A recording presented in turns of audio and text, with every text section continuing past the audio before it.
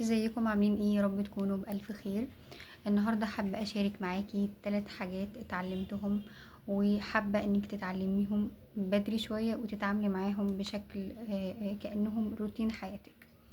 اول حاجة، ما تشيليش شيلة مش بتاعتك.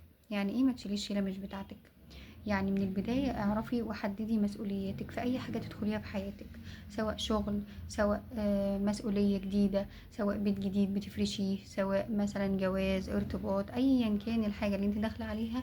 لازم كويس قوي أعرف أنا ايه مهمتي أصلا الأساسية اللي ربنا حطها لي كده، ايه دوري الأساسي في الحاجة دي. هعمل 1 2 3. أي حاجة مش بتاعتي ياريت ما تشيليهاش، ما تعمليش بطلة، ما تعمليش بدراعين كده وبتعملي عضلات وجاية تشاركي معانا. مش داخلين حرب، علشان بعد كده لو اتخذلتي انت اللي هتزعلي، وانت كمان اللي هتتعبي. وفي الاخر هيتقالك ابسط جملة جميلة بنسمعها كلنا في الحياة، وهي محدش طلب منك. محدش طلب منك يا اختي، يبقى ما تشيليش شيلة مش بتاعتك. اعرفي مسؤولياتك وحدديها من الاول وشيليها، بس كفي انتي مسؤوليتك يا ستي. تمام؟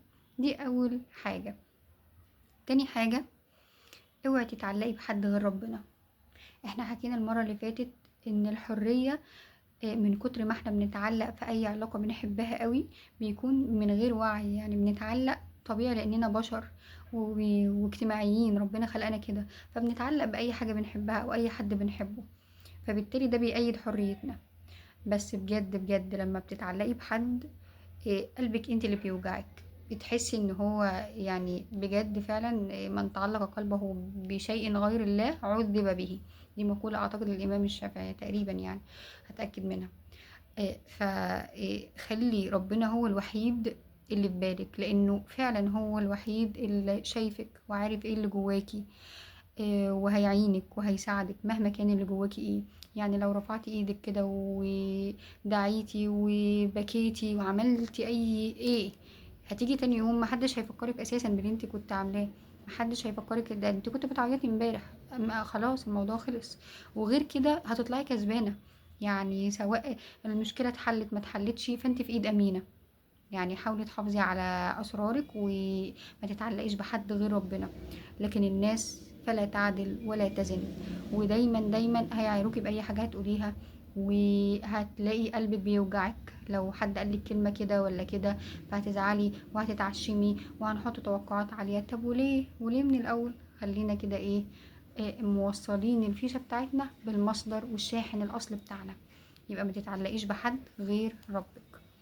تالت حاجة اتعلمتها متأخر جدا، وهو انك مع الخبرة ومع التجارب بندي الأمان بسهولة، أو بنثق في الناس بسهولة، بنبقى عندنا حسن ظن كده وحسن خير، وبندخل أي حاجة وشايفين إن الدنيا حلوة والدنيا وردي والناس كلها جميلة والناس كلها بتحبنا.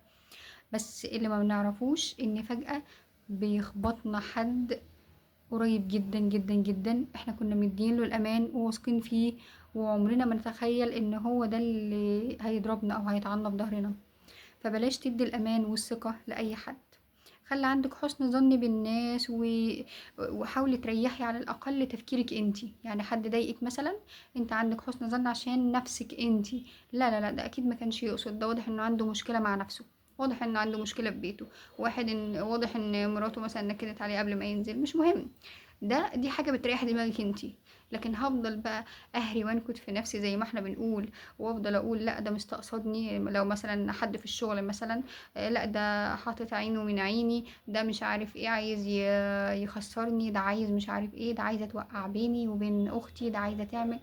ريحي دماغك، ريحي دماغك وما تديش امانك ولا ثقتك في حد اساسا. اسمعي من هنا وخدي اللي يناسبك ويريح قلبك، لان محدش هيتعب غيرك. حافظي على قلبك، قلبك ده فعلا فعلا لما بيتكسر، لان في ظاهرة اساسا اكتشفوها في الطب ان فعلا القلب بيتكسر من كتر الحزن ومن كتر الهم. وربنا اوصى للسيدة مريم اللي هو لا تخافي ولا تحزني، او لام موسى اسفة، فاللي هو ربنا بيوصي علينا دايما وبيقول اوعي تخافي واوعي تحزني، اكتر حاجتين دايما بينهانا عننا. فاظهري احترام لاي حد. إيه انت محترم معايا والله تمام، يبقى انت ايه، بتحبني وانت تمام ومقدرني، انا والله هشيلك فوق راسي. اما لو انت بقى ظهرت لي قله الادب، لا ما اقعدش ابرر بقى واقول لا ده ما يقصدش، ده مش عارف ايه، الا لو انا عايزه اريح دماغي وهو شخص اساسا ما يلزمنيش. اما في الاشخاص القريبين اوكي، ممكن اعاتب مره اتنين، التالتة ارمي في الزباله على طول. بجد والله يعني ما حدش يزعل. لكن حاولي ان انت تتعاملي بالظاهر. احنا مشكلتنا وخصوصا لو حد عنده سنس كده وبيفهم ما وراء السطور، نقعد نبرر ونقعد نقول لا اصل قصدها، اصل مش قصدها، اصل مش عارف كان عندها مشكلة. اللي عنده مشكلة يكفي نفسه، محدش ناقص. يعني ما تجيبيش يعني في حد كده في علم النفس صور وشبه ان كل واحد عنده كده صندوق مليان طين او مليان زبالة اعزكم الله. فما تجيش ترمي زبالتك عليا، انا في عندي جردلي اللي مكفيني وانت عندك جردلك اللي مكفيكي، كفي نفسك بقى، خلي كل واحد في جردله. فعشان خاطري محدش ناقص، واهدي على نفسك، وبلاش تثقي في اي حد، وبلاش تسمعي لاي حد. اتمنى تاخدي بالكلام ده وتقدري نفسك وتحبي نفسك، عشان انت تستاهلي، ومفيش حد هيحبك ولا هيقدرك زيك.